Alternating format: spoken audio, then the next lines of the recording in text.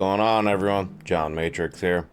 Got another Lords of the Fallen trailer that just popped up on my feed here from a couple days ago, it seems. So we're gonna take a look at it. Lords of the Fallen official overview trailer. I gotta tell you, man, this year's been pretty crazy for Souls-like games. Lies of P, Remnant 2, this game, Jedi Survivor. There's another one I can't think of off the top of my head. The Space Marine.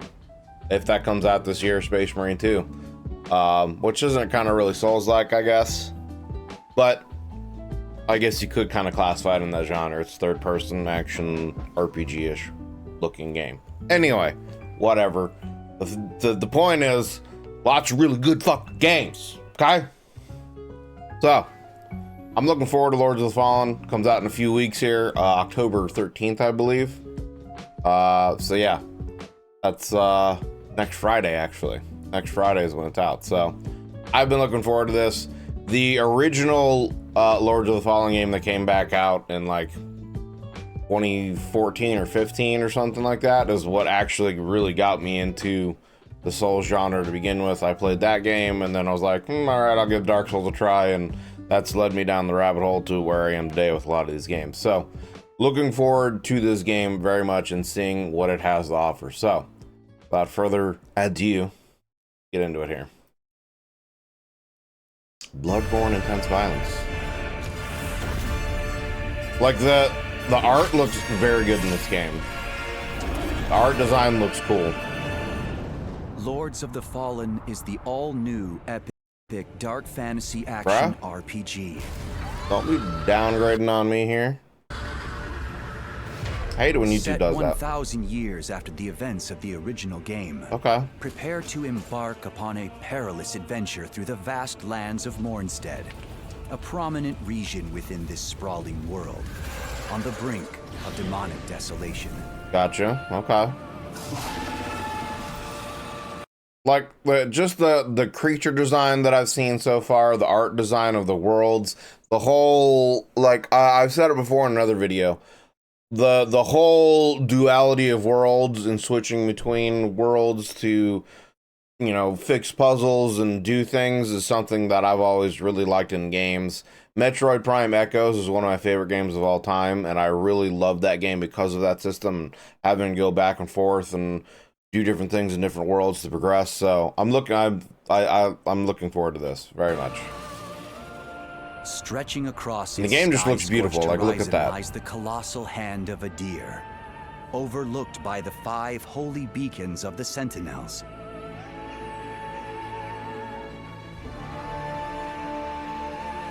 And the variation of areas in this game looks pretty big too. Like, we've seen like cathedral looking areas, we've seen like dark hellish looking areas, burning towns, and now this like kind of lush forest looking area.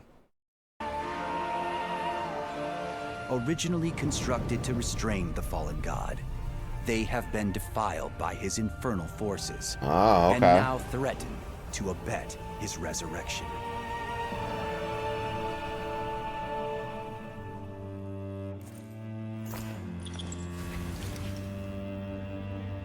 Yeah, that lamp's what lets us peer through the worlds, I think. I remember right. As if fate itself intervened, an ancient and all-powerful lamp has recently found itself. Ancient and all-powerful lamp, huh? You. I would never describe a lamp as ancient and all-powerful, but okay. Delivering your mortal coil from the cold embrace of We got death Bloodborne here. and into the ranks of the Dark Crusaders. Okay. The radiance of Mornstead withers. Entrusted with the holiest of charges, you must restore radiance to these 5 beacons and thwart Adir's uprising. So at least I have boss fights. Needs me now more than ever. But in a land overrun by demons, when the very fabric between worlds is splitting, this is no easy feat. Look at that flail, dude. That looks like the flail the Wraith King, the Nazgul King used in Lord of the Rings. That thing looks nasty.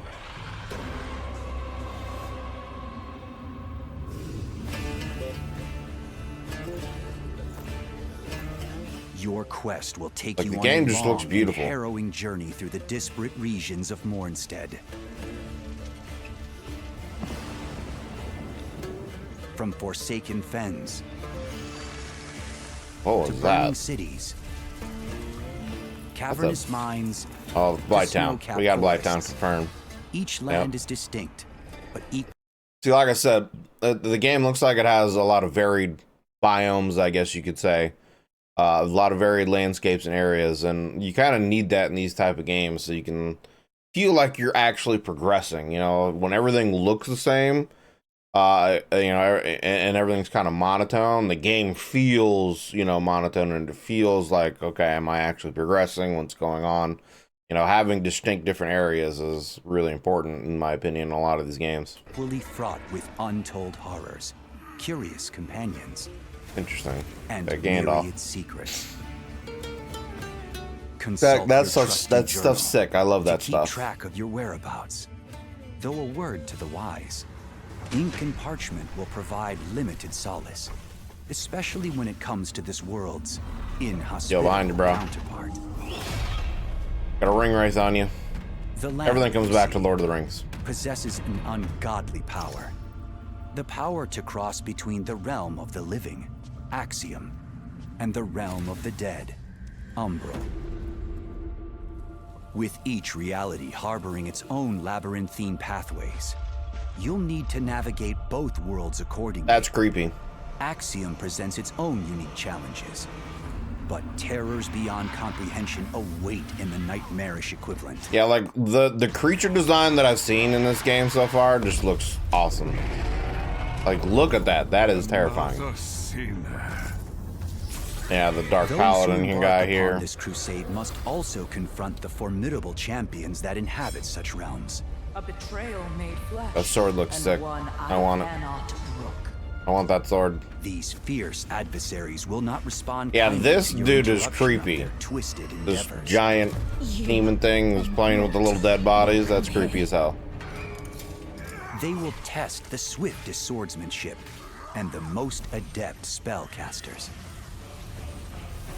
So it should come with great relief to We've learn seen this that boss the before. Umbral land This looks like a cool possesses boss yet fight. further powers. Looks like one of the earlier boss For fights, should you probably. fall in Axiom, you will rise once more in Umbral. You now have one final chance to overcome your adversaries.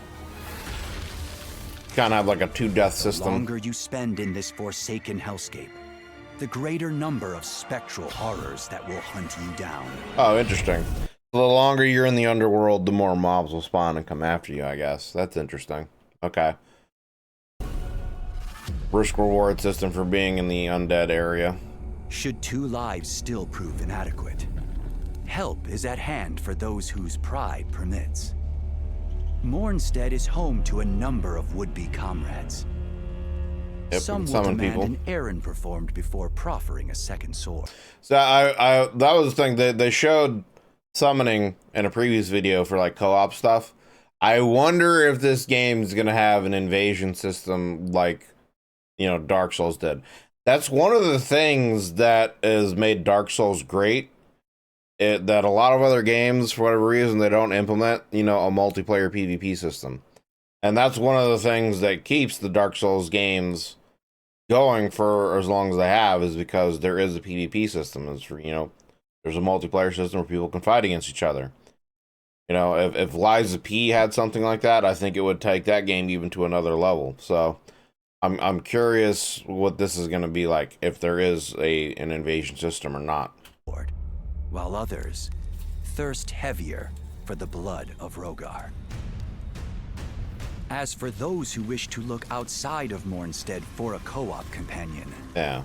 you can invite a second player to join your journey at any vestige. They will remain at your side for as long as you or they choose. And that's kind of cool.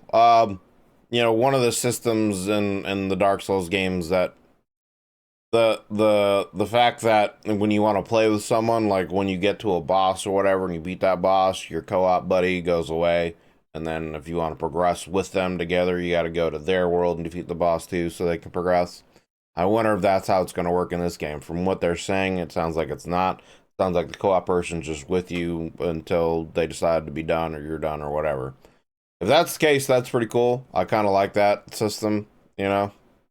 I think that's how they eventually put it in Elden Ring. I think you can do that in Elden Ring now. I know there's mods that let you do that in Elden Ring, but I think with one of the updates, you can do that in Elden Ring now too, where at least... Well, I don't know, maybe not, because there are certain like areas where bosses are kind of zoned off. I don't know. I think maybe Elden Ring's kind of like a hybrid where you have more freedom up until you get to certain boss areas. I don't know. I haven't done any of the multiplayer stuff in Elden Ring. Before I have no friends. Commence your adventure. Choose from 9 starting classes. Okay. Wield sword and shield as the Hollowed Knight. Wreak fire-based carnage as the Pirate Cultist. Pyromancer. Fear from afar Bloodborne as the Black Feather Ranger, or pick from one of the other prospective heroes. While these are initially all varied in moveset and equipment, I like the magic from what they've shown in this too. Seems pretty varied. You know, they got fire, faith, and like I guess some kind of like death magic, I think. You are free to develop your character however you see fit, with additional starting classes unlockable based on the choices you make in this world. Yeah, like look at the summoning of the dogs. Fully That's pretty sick. Customize your character from the dozens of armor sets and hundreds of weapons hidden throughout these hundreds of vast weapons, lands. they say. Okay.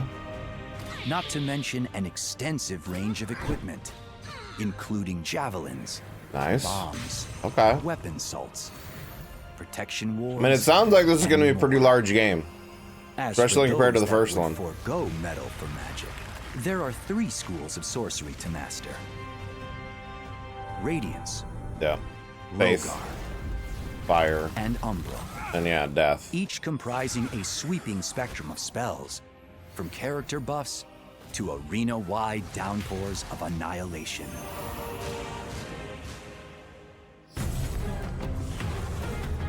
Looks sick, man. I'm excited for this.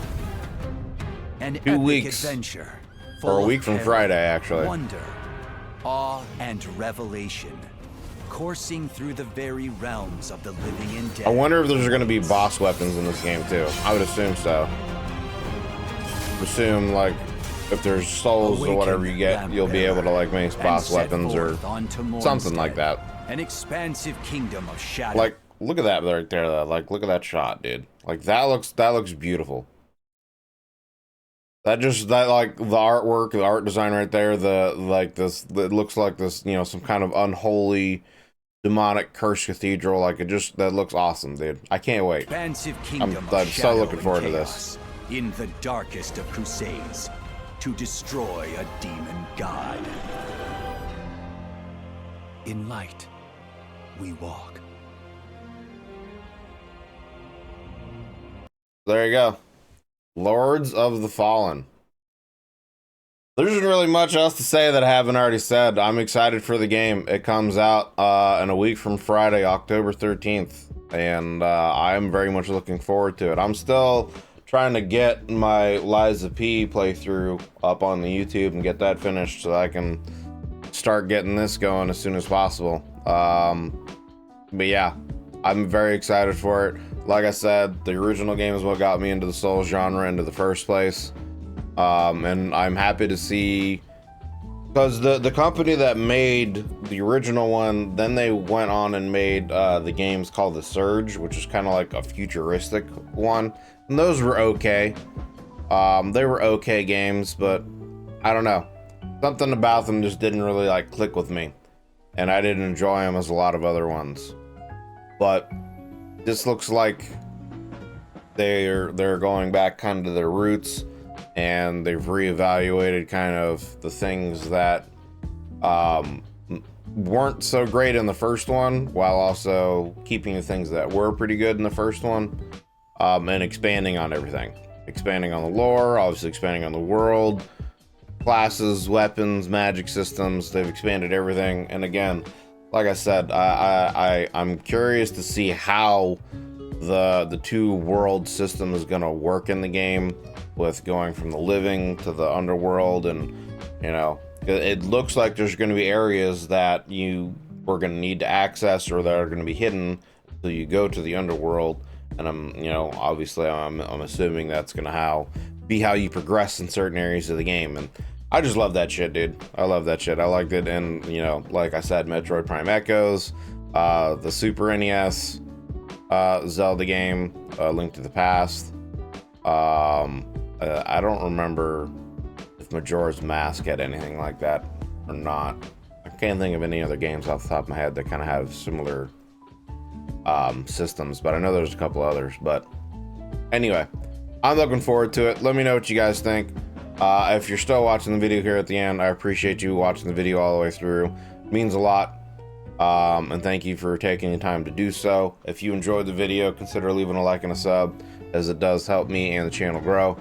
And yeah, thank you very much. Hope you're having yourself a wonderful day, and I'll see you guys on the next one. Bye-bye.